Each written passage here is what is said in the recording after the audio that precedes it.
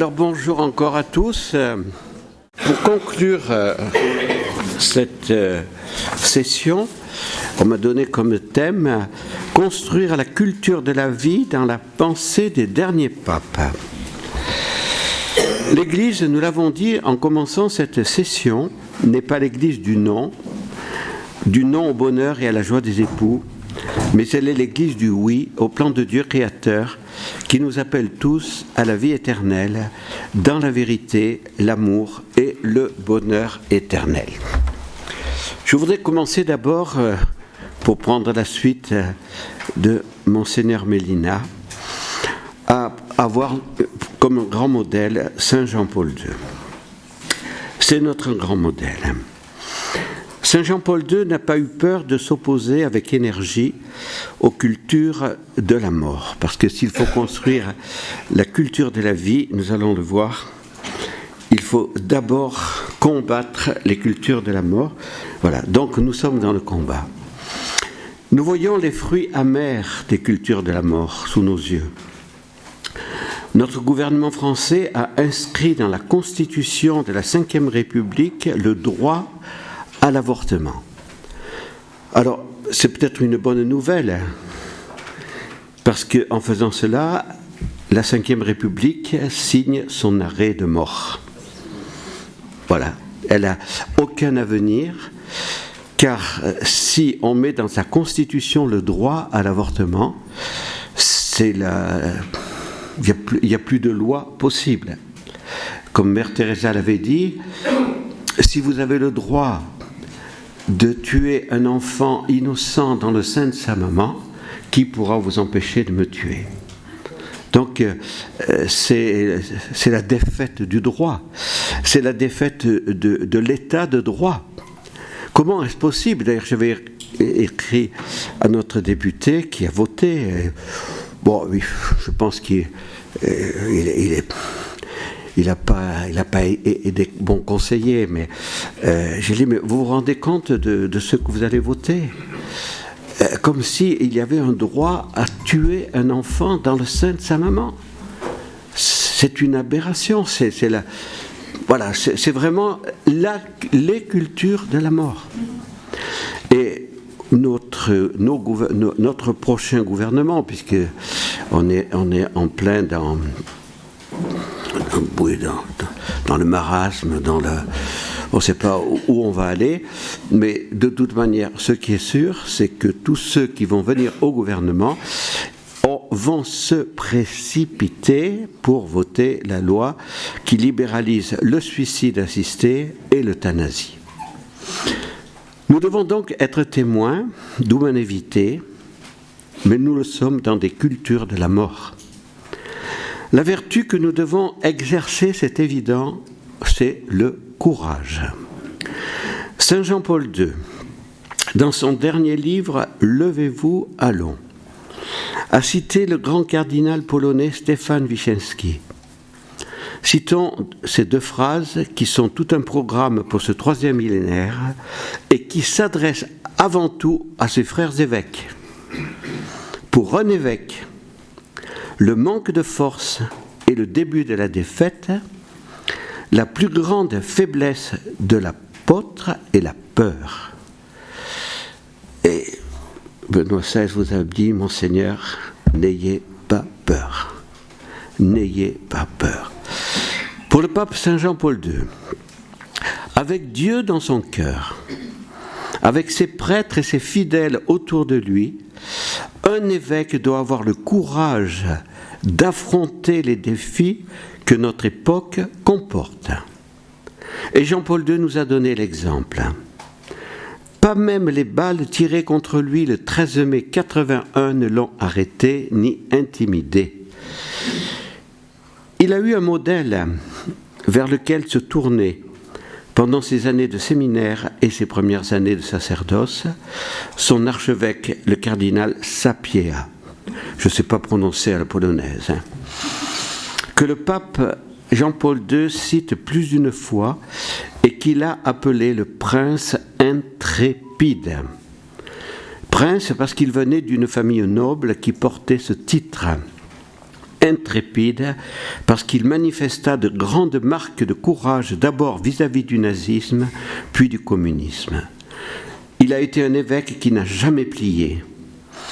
On comprend mieux pourquoi, dans sa première homélie place Saint-Pierre, alors qu'il inaugurait son pontificat, Saint Jean-Paul II s'exclama « N'ayez pas peur, ouvrez les portes au Christ ».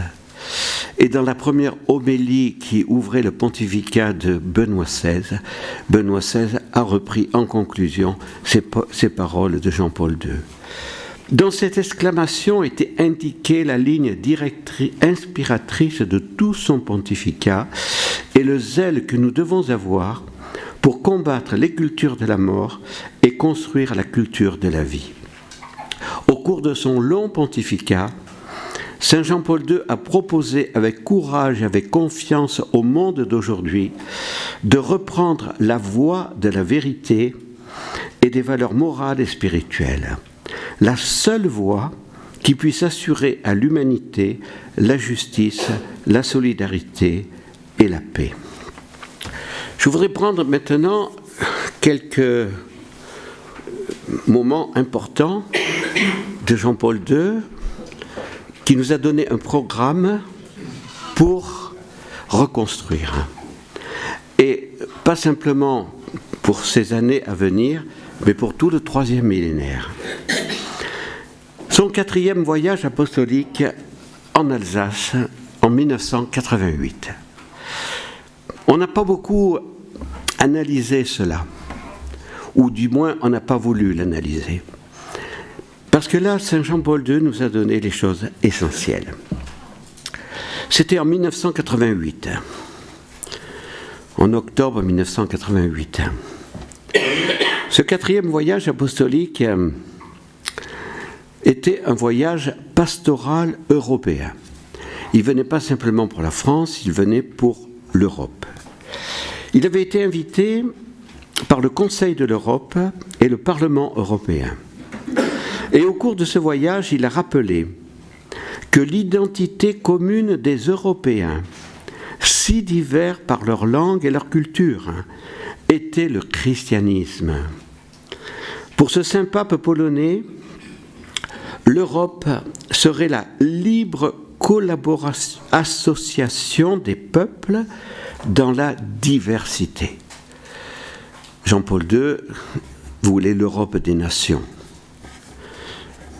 On a construit aujourd'hui une Union européenne qui veut mettre tout le monde avec la même idéologie maçonnique. Voilà. Il a rappelé aux jeunes qu'il ne fallait pas imposer sa langue et sa culture aux autres, mais apprendre celle des autres. Il a énergiquement rappelé au Parlement européen que l'on ne devait pas et que l'on ne pouvait pas exclure Dieu de la vie publique européenne. Si l'on excluait Dieu, on exclurait aussi l'ultime instance de la morale et de la justice. Il voulait faire comprendre que si l'on ne respectait pas les droits de Dieu, on ne respecterait pas les droits des hommes. Les événements qui se sont déroulés dans les Balkans, quelques années plus tard, et qui continuent à se dérouler en Europe, ont donné raison à Saint Jean-Paul II, qui a lancé ce grave avertissement aux hommes politiques européens: si le christianisme devait être marginalisé, c'est tout l'héritage européen passé qui serait nié et un avenir digne de l'homme européen compromis, y compris celui de l'incroyant. Voici le programme que Saint Jean-Paul II donnait pour la réévangélisation de l'Europe après ce voyage. Il a donné lors de l'audience générale à Rome qui a suivi son 4e voyage apostolique en Alsace. Et il a tracé le programme de la nouvelle évangélisation de l'Europe en 3 parties. Reconstruire l'unité dans la vérité, en écoutant le message du Christ et en le vivant avec cohérence. Deuxièmement, réagir avec courage et décision contre la déchristianisation. Et troisièmement, reconstruire les consciences à la lumière de l'évangile du Christ, cœur de la civilisation européenne. Ce programme a été, c'est évident, mûrement réfléchi par Saint Jean-Paul II. Et comme vous nous l'avez dit hier, Monseigneur, Saint Jean-Paul II et Benoît XVI nous montrent ce qu'est le ministère pétrinien dans une église synodale. Parce qu'ils ne prenaient jamais de décision tout seuls. Toujours, ils écoutaient leurs experts et ils étaient prêts à changer ce qu'ils avaient pris. Mais voilà, toujours. Donc, on va essayer de voir, voilà, concrètement, aujourd'hui, en 2024, donc à peu près 40 ans après ce que Jean-Paul II avait dit en 1988, comment nous allons mettre en application ce programme. Si nous voulons construire la civilisation de la vie dans le contexte de civilisation de la mort qui est le nôtre aujourd'hui et qui ne fait que s'accroître car il est encore pire, cette civilisation de la mort qui est du temps de Jean-Paul II en 1988, nous devons accueillir ce programme toujours d'actualité dans la confiance, le courage et l'enthousiasme. Alors d'abord, reconstruire l'unité dans la vérité en écoutant l'Évangile et en le vivant avec cohérence. Tout est bien précis.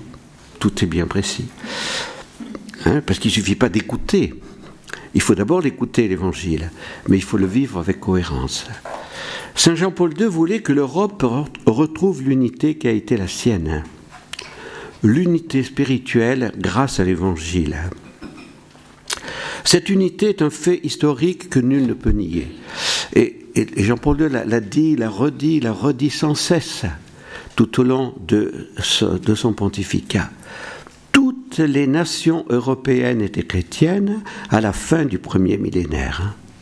La dernière grande nation à recevoir le baptême a été la Russie. Elle a été baptisée en 988. Que constatons-nous aujourd'hui ? La France et l'Europe ont comme honte de leurs racines chrétiennes. C'est la France qui a entraîné les autres nations européennes dans le rejet, dans la constitution de l'Union européenne, de la mention de ses racines chrétiennes. Voici un commentaire du journal La Croix. Je vous rassure, nous ne sommes plus abonnés depuis au moins 15 ans. Monseigneur Blondel m'avait dit, mais pourquoi vous... J'ai dit non, on a maintenant d'autres sources plus importantes, parce que La Croix et Libération, c'est pareil. Voilà. Donc le 18 avril 2024, c'est pas vieux. Voilà ce que dit La Croix. L'Europe a-t-elle renoncé à ses racines chrétiennes ? La référence aux racines chrétiennes de l'Europe est un sujet de débat depuis le refus de Jacques Chirac de les voir mentionnés dans le projet de constitution européenne en 2004. Et bien sûr, Giscard d'Estaing était encore plus opposé. Atteinte à la laïcité ou arme utilisée par les populistes contre l'islam pour certains. Défense d'un héritage civilisationnel pour d'autres. Les racines chrétiennes de l'Europe, le débat revient régulièrement. Dernier épisode en date, un document publié en décembre 2021 par la Commission européenne prescrivait entre autres le mot Noël au nom d'une communication inclusive. Alors, je pense qu'en Italie, quand même, vous êtes un peu plus intelligent qu'en France. Mais vous rappelez, pendant tout le temps de Noël, bonne fête, joyeuse fête, joyeuse fête. Mais Noël a disparu. L'actuelle tête de liste, le républicain François-Xavier Bellamy, dénonce alors à la tribune du Parlement européen la haine des racines qui ont fait l'Europe. Marine Le Pen fustige quant à elle ces technocrates qui montrent leur vrai visage, celui de l'ennemi de nos identités, de nos racines, de nos traditions. Cette citation ne vient pas d'un journal traditionnaliste, mais de la Croix. Il est donc bien évident que la première partie du programme de la reconstruction de l'Europe tracé par Saint Jean-Paul II, 44 ans plus tard, donc 2024, est pour le moment impossible dans l'Union européenne, même dans l'Église. Impossible n'est pas chrétien.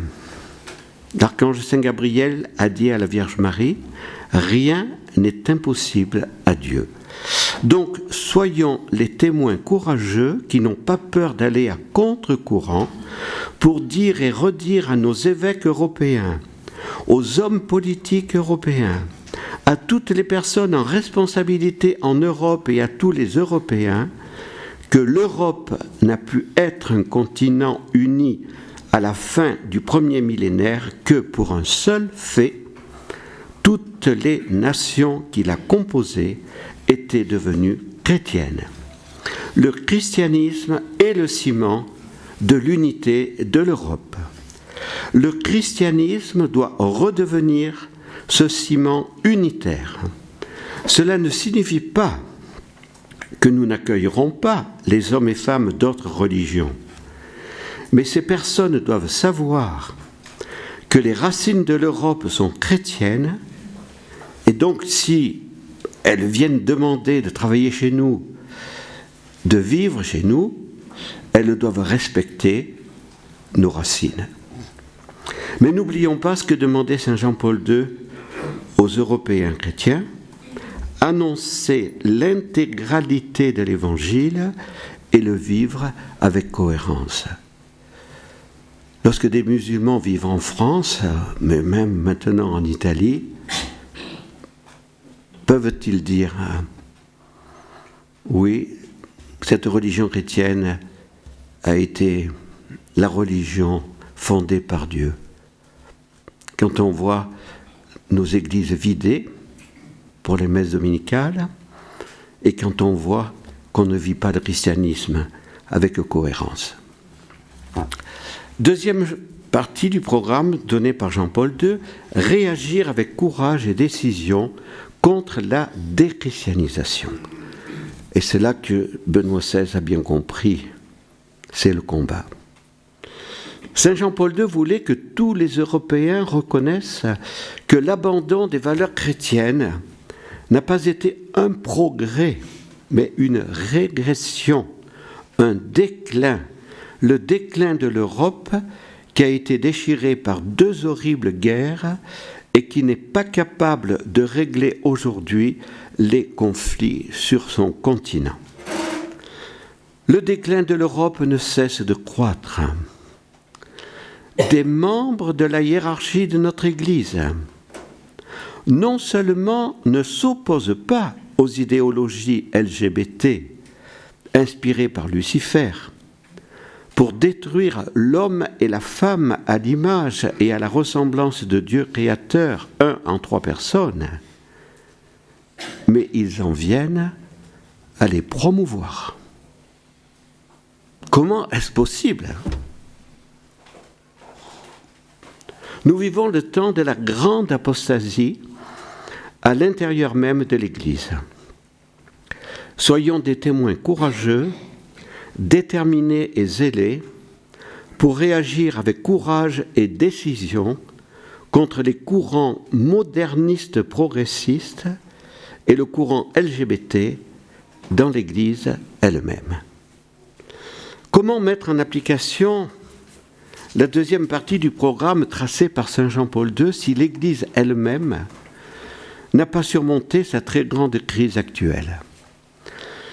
Notre fondateur a compris avec M. Gérard Soulages, fondateur de fidélité et ouverture, que l'urgence était de réagir avec courage et décision contre la crise de l'Église et de servir l'Église avec tous ceux qui le veulent pour qu'elle retrouve son unité dans la vérité et la charité. Monseigneur Livio, nous vous remercions de nous avoir fait l'honneur de participer à notre session. Vous qui avez été professeur titulaire de la chaire de théologie morale à l'Institut pontifical Jean-Paul II pour les études sur le mariage et la famille, de 1991 à 2017. Vous avez été nommé président de cet institut par le pape Benoît XVI en 2006. Donc je ne reviens pas là-dessus parce que ça ne sert à rien.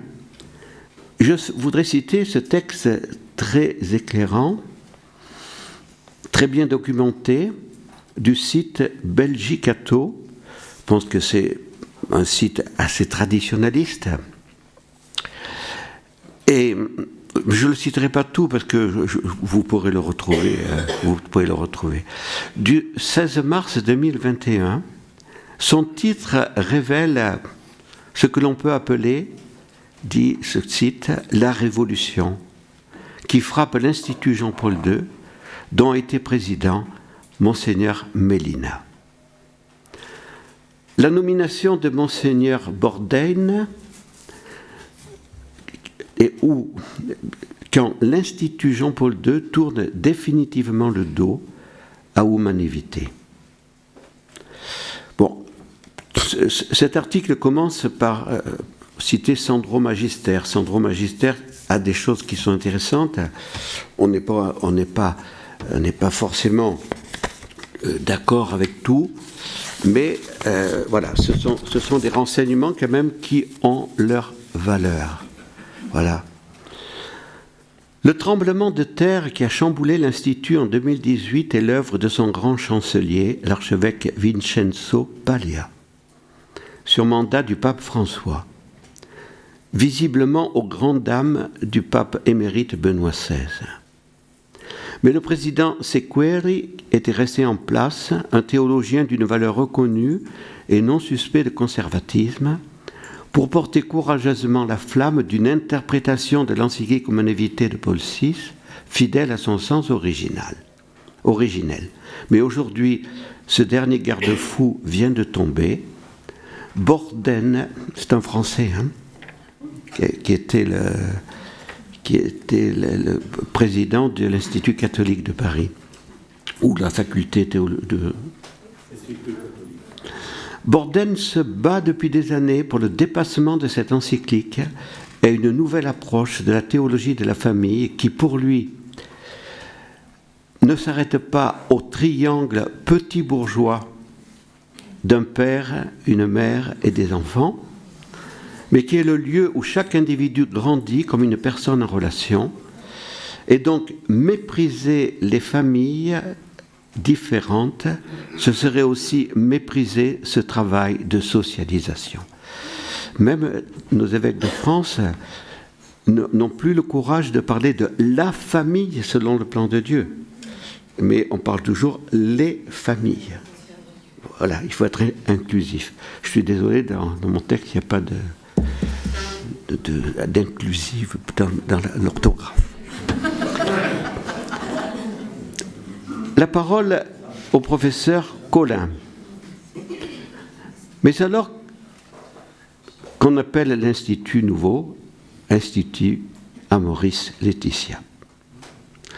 La nomination annoncée de Monseigneur Philippe Bourdain, actuel recteur de l'Institut catholique de Paris, au poste de président de l'Institut Jean-Paul II, est la dernière étape de la refondation opérée par Monseigneur Paglia et par le pape François de cette institution explicitement voulue par Saint Jean-Paul II et fondée par Carlo Caffarra. Et Monseigneur, vous nous avez dit des choses très importantes hier soir à ce sujet. Cela confirme que cette refondation est bien une révolution. Aujourd'hui, 14 juillet, on sait ce que ça veut dire révolution. La riche réflexion du pape polonais sur le corps sexué, le mariage et la famille peuvent être perçus comme une réponse au fiasco de la réception de l'encyclique de Saint Paul VI, Humanae Vitae. Non que ce texte porte sur l'intégralité de ces sujets, loin s'en faut, mais il peut être considéré comme la pierre de touche de toute la doctrine de l'Église sur la sexualité et le mariage.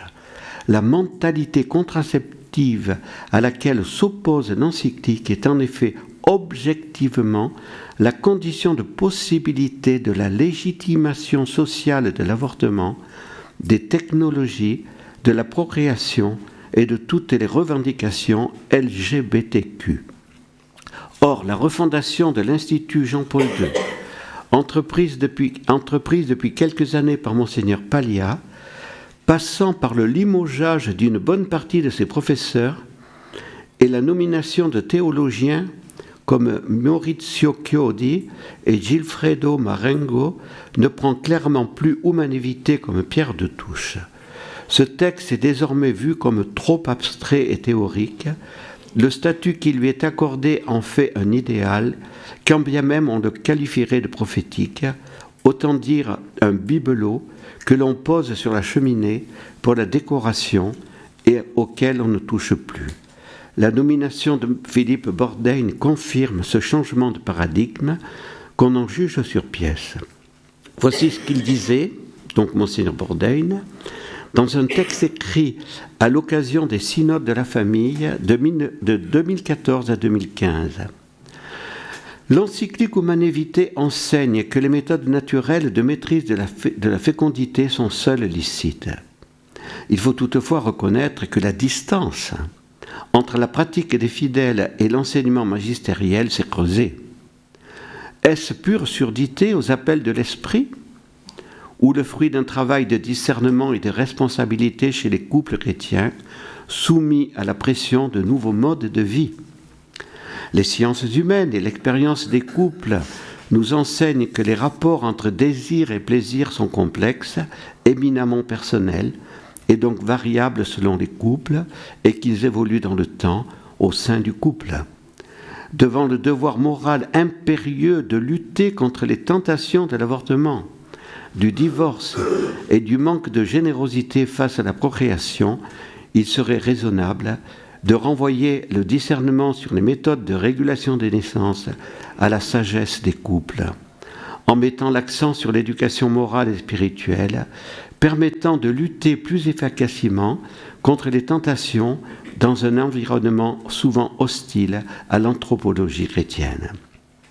Dans cette perspective, l'Église pourrait admettre une pluralité de chemins pour répondre à l'appel général à maintenir l'ouverture de la sexualité à la transcendance et au don de la vie.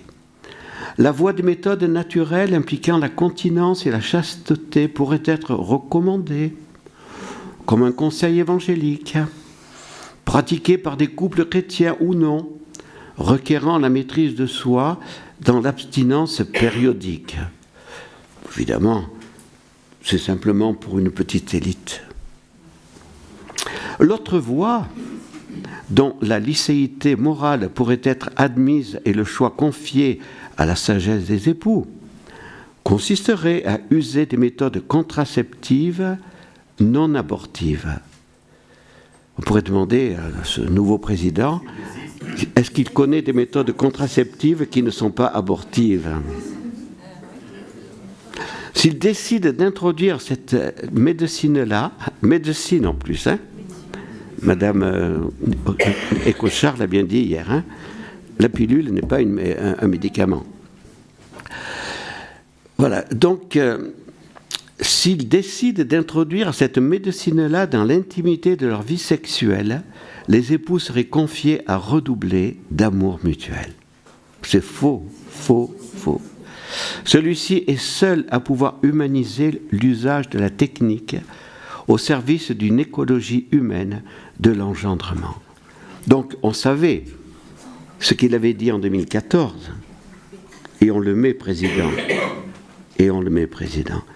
Et vous savez ce que l'ancien président a dit.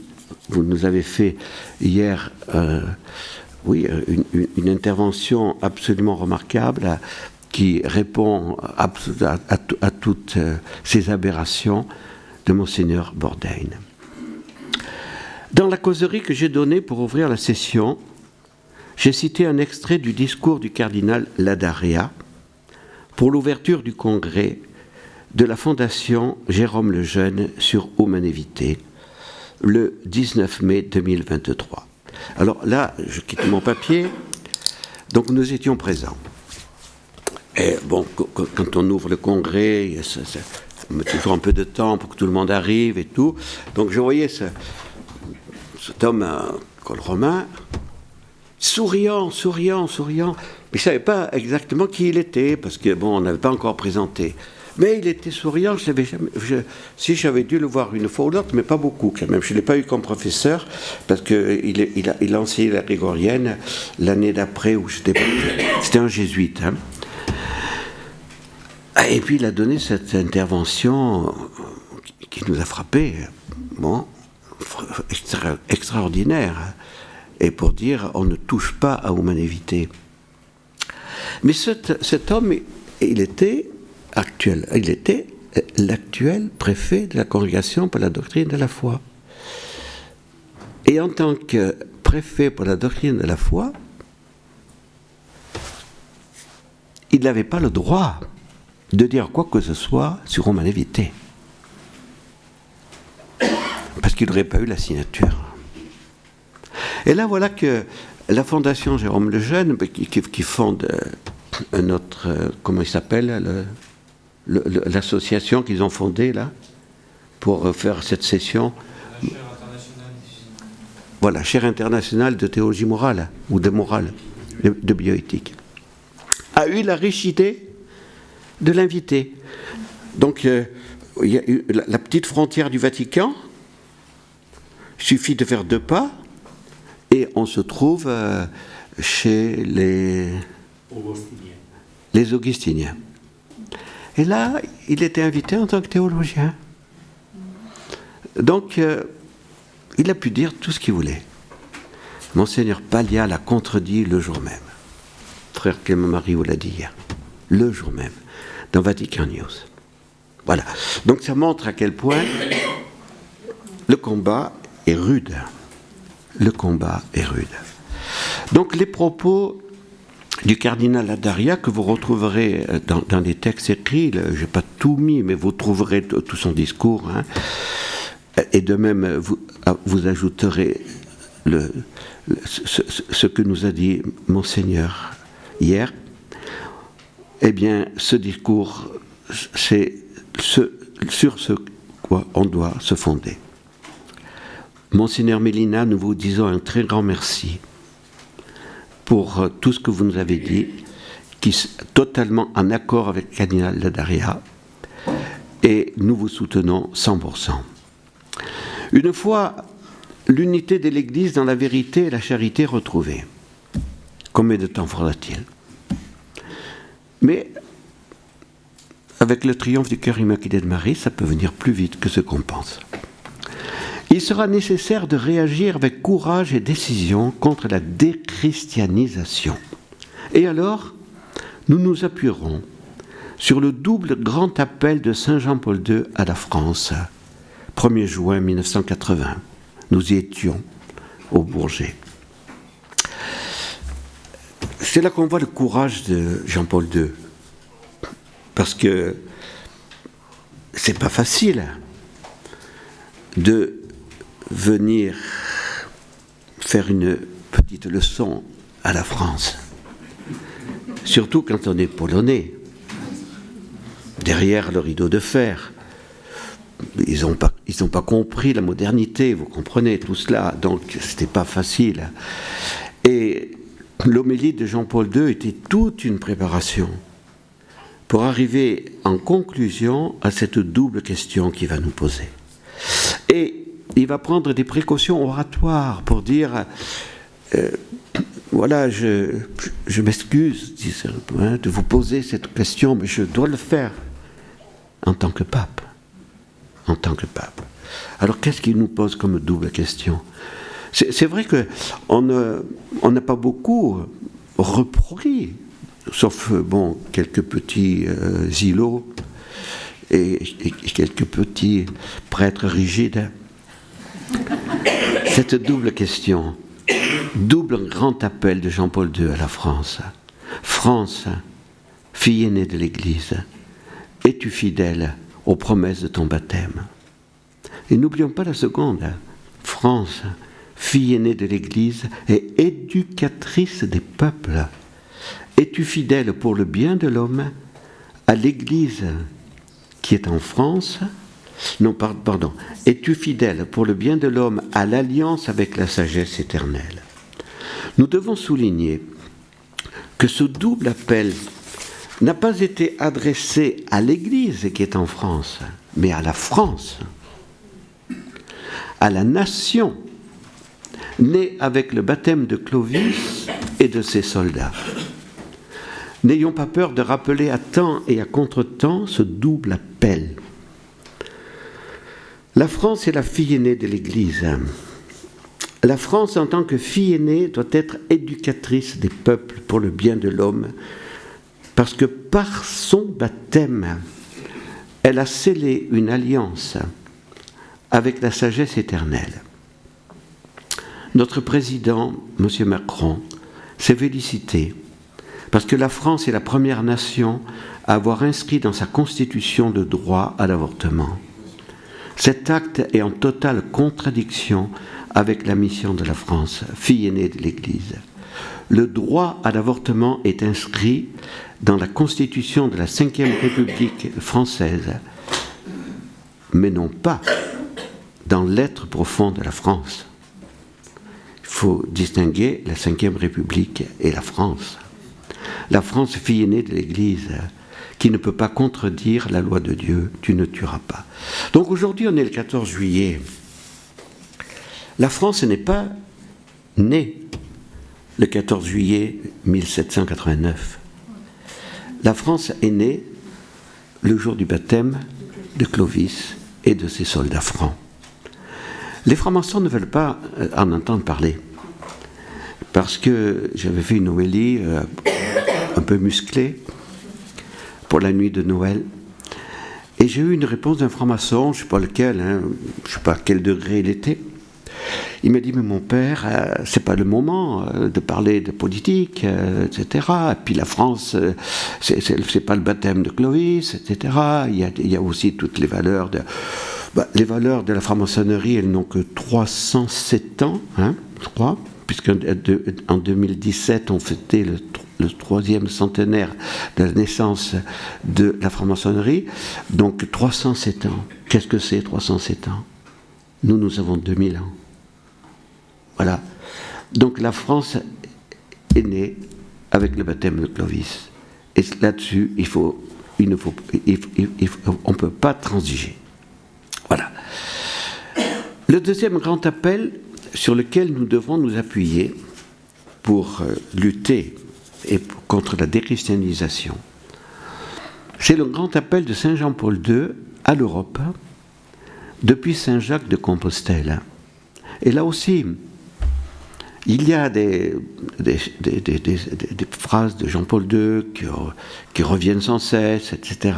Celui-là, qui en parle ? Donc, 2 années après le double appel à la France, de Saint Jacques de Compostelle, Jean-Paul II lance ce grand appel à l'Europe le 9 novembre 1982. Moi, Jean-Paul II, de la nation polonaise, qui s'est toujours considérée européenne, moi, successeur de Pierre sur le siège de Rome, donc je mets des points de suspension, je n'ai pas tout cité, moi, évêque de Rome et pasteur de l'Église universelle de Saint-Jacques, je te lance, vieille Europe, un cri plein d'amour. Rencontre-toi de nouveau, sois toi-même, découvre tes origines, ravive tes racines, revis ces valeurs authentiques qui firent glorieuse ton histoire et bienfaisante ta présence dans les autres continents. Reconstruis ton unité spirituelle. Tu peux être encore un phare de civilisation et un stimulant de progrès pour le monde. Les autres continents te regardent et attendent aussi de toi la même réponse que Jacques donna au Christ, « Je le puis ». N'ayons pas peur, rappelons à temps et à contre-temps aux responsables des nations européennes l'appel de Saint Jean-Paul II, qui est toujours et plus que jamais actuel. Et puis, la troisième partie, reconstruire les consciences à la lumière de l'évangile du Christ, cœur de la civilisation européenne. Donc, je reprends les trois parties de Jean-Paul II, le programme pour la reconstruction de l'Europe, reconstruire l'unité dans la vérité en écoutant le message du Christ et en le vivant avec cohérence, réagir avec courage et décision contre la déchristianisation et reconstruire les consciences à la lumière de l'évangile du Christ, cœur de la civilisation européenne. Qu'est-ce qui change par rapport au premier point? C'est reconstruire les consciences. Monseigneur, vous êtes professeur de morale et vous savez combien c'est important. Concrètement, comment être les instruments de la construction de la civilisation, de la vie et de l'amour? Le courage des évêques et du magistère, mais aussi de tous les baptisés, pour annoncer sans peur l'intégralité de la morale évangélique, dont les encycliques Humanae Vitae et Veritatis Splendor, pour que l'on ne se modèle plus sur l'esprit du monde. On a fait une session sur Veritatis Splendor, et cette encyclique a été critiquée autant, sinon plus, qu'Humanae Vitae, et elle est un des textes que Jean-Paul II a considéré comme le plus important de son pontificat, avec bien sûr le catéchisme de l'Église catholique. Deuxièmement, la sainteté de tous, dont la sainteté des membres de la hiérarchie, des consacrés, des fidèles laïcs et des époux. Paul VI a exercé sa mission de prophète en disant aux époux chrétiens, à tous les époux chrétiens de la part de Dieu, qu'ils étaient appelés à la sainteté. Et combien de fois Saint Jean-Paul II nous l'a dit, nous l'a redit, n'ayez pas peur d'être des saints. Troisièmement, les auditeurs inattendus, dont parlait avec enthousiasme Saint Paul VI en concluant l'année sainte 1975, et qui faisait partie de ces auditeurs inattendus, les jeunes. Paul VI, vous l'avez dit, Monseigneur, on le dit aussi, a beaucoup souffert des critiques contre Humanae Vitae, et après Humanae Vitae, il n'a plus jamais donné d'encyclique, et il a vécu le martyre moral. Il se demandait s'il était opportun d'ouvrir l'année sainte 1975. Et en ouvrant l'année sainte 1975, vous pouvez retrouver les textes, les homélies et tout, eh bien il se posait la question qui montrait son angoisse. Qui répondra à notre appel? Je peux dire en vérité que lorsque le pape Paul VI a ouvert l'année sainte, donc ça devait être en Noël 1974, ça m'a rien fait. Conversion n'était pas encore arrivée. 11 février 1975, c'est arrivé. Voilà, donc j'étais à ma tiédeur, voilà, donc l'année sainte. Et voilà, les auditeurs inattendus, les jeunes. Donc je fais partie de ces auditeurs inattendus de l'année sainte 1975. Oui, Dieu, par la Vierge Marie et Jésus miséricordieux, m'a fait la grâce de la conversion totale. Les jeunes amis de Notre-Dame-des-Neiges, mais aussi les jeunes témoins de la vie, les jeunes témoins du bel amour, sont conquis aujourd'hui par Humanae Vitae mais ils ont besoin de nouveaux Monseigneur Mélina et de sur-témoins. Voilà. Donc on a les jeunes avec nous. Pas tous, bien sûr, mais on en a avec nous. Et en France, nous en avons. Il faut savoir les guider. Vous savez, nous avons lancé, avec les Journées mondiales de la jeunesse à Paris, les jeunes témoins de la vie. Je me rappelle encore, en 2004, Monseigneur Trujillo Lopez, cardinal Trujillo Lopez, était venu à Paris pour le rassemblement national à Antony. Et là, il y avait 450 jeunes témoins de la vie. 450 jeunes témoins de la vie. Mais moi, je ne pourrais pas m'en occuper. Je pourrais bien m'en occuper un petit peu, leur envoyer quelque chose, mais c'est tout. Et j'ai dit au cardinal, je l'ai dit devant tout le monde, hein, il a entendu. J'ai dit, Éminence, aucun évêque ne veut les prendre en charge. Vous, mon Éminence, voulez-vous les prendre en charge? Pas de réponse. Pas de réponse. Alors évidemment, qu'est-ce que vous dites? Ils avaient du désir, ces jeunes. Et bon, certains peut-être sont parmi ici. Voilà. Quatrièmement, être témoin de ce qu'est le véritable amour. Aimer, c'est tout donner, et se donner soi-même, disait sainte Thérèse. Et Mère Marie-Augusta a eu cette intuition puisée dans sa prière et dans son union au cœur de Jésus. Donum Dei, don de Dieu, c'est ton nom, mon Seigneur, c'est aussi ton histoire. Se donner, c'est le besoin de ton amour. La contraception n'engendre pas l'amour don, mais un faux amour, qui instrumentalise le conjoint. La civilisation de la vie ne peut qu'être le fruit de la civilisation de l'amour. Civilisation qui ne peut venir que du triomphe du cœur immaculé de Marie, de la nouvelle Pentecôte et du règne du cœur de Jésus. Cinquièmement, dans les actes de la session humanité de 2008, pas 2068, on a fait cette session ici, vous trouverez plusieurs interventions de Pierre-Olivier Ardouin, qui avait fait des interventions remarquables. Hein. Elles sont sur notre site. Et je me servirai de la dernière intervention pour préciser des actions concrètes en vue de la construction de la civilisation de la vie. La première et fondamentale action est de rappeler avec courage que l'acte sacré par lequel est transmise la vie humaine est l'acte conjugal, qui rend les époux aptes à la génération d'une nouvelle vie humaine. Vous l'avez dit et redit, Monseigneur, hier. Saint Paul VI parle de la très haute vocation de l'homme à la paternité. Dieu n'a pas de collaborateur dans la création des anges, mais il en a voulu pour créer les hommes. Les époux procréateurs qui librement exercent une paternité et maternité responsables sont ses collaborateurs. Dans sa lettre aux familles, peut-être que, Monseigneur, vous avez aidé Jean-Paul II, parce que ce que vous nous avez dit hier, j'ai retrouvé beaucoup de choses de Jean-Paul II. Dans la paternité et la maternité humaine, Dieu lui-même est présent selon un mode différent de ce qui advient dans toute autre génération sur la terre.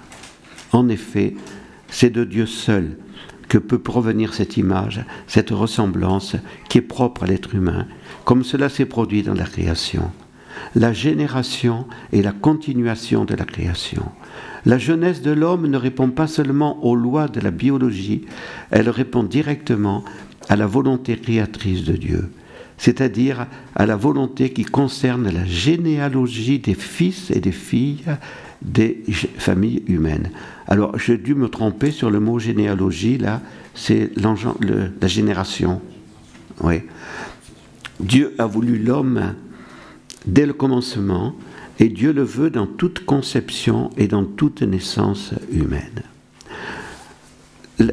Donc, je ne sais pas pourquoi, j'ai fait du copier-coller, donc c'est pas moi qui... La généalogie de la personne, je pense qu'il faudrait voir si dans le texte de Jean-Paul II, il a utilisé ce mot. Je sais pas. La génération de la vie oui. est le lieu de la généalogie de la personne. D'accord. Donc c'est bien le mot généalogie. Hein. Donc la généalogie de la personne est donc liée avant tout à l'éternité de Dieu. ensuite seulement à la paternité et à la maternité humaine qui se réalisent dans le temps. Et ça, c'est très important de bien l'assimiler, mais c'est vrai que vous avez besoin de temps aussi pour l'assimiler, parce que nous, on a fait beaucoup d'approfondissement sur la question. Un jour, j'ai un garçon qui est venu me voir, c'était pas la confession, donc je suis pas lié au secret. Il avait 27 ou 28 ans, et il venait d'apprendre qu'il avait été conçu à la suite d'un viol. Donc il était effondré. Pourquoi lui a-t-on caché? Et il attend 27 ans pour savoir la vérité. Donc pour lui, tout s'écroule. On a quelques secondes pour répondre. Donc j'ai demandé à Dieu de m'éclairer pour lui donner une réponse. Je lui ai dit, tu vois, ta conception n'a pas été faite selon le plan de Dieu. Ton père, tu ne le connaîtras jamais, ton père biologique, tu ne le connaîtras jamais, c'est évident. Mais Dieu t'a donné une âme spirituelle. Tu es une personne humaine. Tu es fait pour la vie éternelle. Tu es fait pour le bonheur éternel. Et si ton père t'a conçu dans un acte de violence effroyable, toi, en priant pour lui, en lui donnant ton pardon, tu peux le sauver et lui obtenir la vie éternelle. Je ne sais pas si ça aura changé quelque chose, mais c'est très important de bien comprendre cela. Et c'est pour ça que je vous redis, il faut bien méditer tout ce que Monseigneur nous a dit hier après-midi, parce que tout est là-dedans. 6e point, la dignité de toute vie humaine qui provient de l'amour de Dieu. Bon, on l'a suffisamment dit depuis le début de la session, je ne veux pas revenir là-dessus, mais comme Monseigneur a sa partie qui ne nous a pas lu hier, qui concernait Donum Vitae, il serait important aussi de le méditer. En tant que croyants, nous ne pourrons jamais permettre que la domination de la technique puisse invalider la qualité de l'amour et le caractère sacré de la vie. C'est Benoît XVI qui le disait le 12 mai 2008. La vie ne peut venir que l'acte d'amour, comme vous l'avez bien dit hier, Monseigneur. 7e point, le don de la vie humaine relève uniquement de la responsabilité des époux, de leur paternité et maternité responsable, et non des dirigeants des nations. Paul VI, lorsqu'il est allé à l'ONU, le 4 octobre 1965, avait dit aux dirigeants des nations: votre tâche est de faire en sorte que le pain soit suffisamment abondant à la table de l'humanité, et non pas de favoriser un contrôle artificiel des naissances qui serait irrationnel en vue de diminuer le nombre des convives au banquet de la vie. 6e point, le bienfait de la vertu de chasteté. Et Monseigneur, vous en avez parlé hier, cette énergie du bel amour. Alors, je parlais toujours de l'énergie du bel amour, mais j'ai revu un peu dans le texte du pape Jean-Paul II, il parle de l'énergie de l'amour. Mais enfin, il a bien dû dire une fois ou l'autre le bel amour. Voilà, le bel amour, pour s'aimer amoureusement jusqu'à la fin de votre vie, vous les époux. Mère Marie-Augusta, je le dis, le combat olympique de la pureté. Je vous demande pardon de vous citer ce que j'ai lu la semaine dernière dans les news de Google. Marlène Schiappa, ministre, qui a été ministre du gouvernement français, vient de sortir son dernier livre, Scandale. Rassurez-vous, je ne l'ai pas lu. Mais bon, j'ai peut-être manqué un peu de discernement. Mais j'ai lu quand même la petite présentation qui était faite. Hein. C'est écœurant. C'est écœurant. Genre littéraire qui mélange amour et scène érotique. L'héroïne semble inspirée de l'histoire de la femme politique qui vit une parfaite idylle avec son compagnon Mathias. Je ne vous invite pas à lire ce livre, mais je le cite pour vous dire que l'intuition de Mère Marie-Augusta en 1948 était vraiment prophétique. Nous vivons vraiment le combat olympique de la pureté. Et je pense aux enfants de Marlène Schiappa. Enfin. Et puis l'éducation au bel amour, eh bien tout ça, je ne le lirai pas parce qu'on va avoir l'heure de la messe. Je ne veux pas prolonger. Ce sera écrit, vous aurez... Voilà. Et j'ai cité un long passage de Saint Jean-Paul II dans sa lettre aux familles. Cette lettre aux familles, je ne connais pas beaucoup d'évêques français qui l'ont commentée et qui ont demandé aux Français de la lire. Elle est magnifique. Elle est magnifique. Et donc, prenez-la pendant ce temps des vacances, lisez-la, approfondissez-la. Et vous verrez, tout ce qu'a dit Jean-Paul II, c'est parfaitement actuel aujourd'hui. Et là, cette civilisation de l'amour qui se trouve en opposition avec la contre-civilisation destructrice. Voilà. Et donc, cette civilisation de l'amour, elle s'imposera. Il faut avoir confiance, elle s'imposera. Et elle appelle à la joie, comme le dit Jean-Paul II. Parce que aussi dans il parle, vous voyez, de la peur de l'enfant. On est dans un monde qui a peur de l'enfant. Et en même temps qu'on a peur de l'enfant, on veut fabriquer l'enfant. Vous voyez, j'ai lu le livre de Pierre Simon. Et à la conclusion du livre de Pierre Simon, Pierre Simon voit très bien que c'est tout le concept de famille selon le plan de Dieu qu'il met en place et qui va le contredire, pour dire plus que jamais, la vie, c'est la production humaine. Voilà la maçonnerie. Eh bien nous, vous l'avez très bien dit, Monseigneur, la vie, elle vient de Dieu. Voilà, la civilisation de l'amour, elle va s'imposer. Mais l'amour est exigeant. C'est ce que la conclusion de ce texte que j'avais marqué. L'amour est exigeant. L'amour auquel l'apôtre Paul a consacré une hymne dans la première lettre aux Corinthiens, l'amour qui est patient, qui rend service et qui supporte tout, est assurément un amour exigeant. C'est là justement que réside sa beauté, dans le fait d'être exigeant, car ainsi il édifie le vrai bien de l'homme et le fait rayonner sur les autres.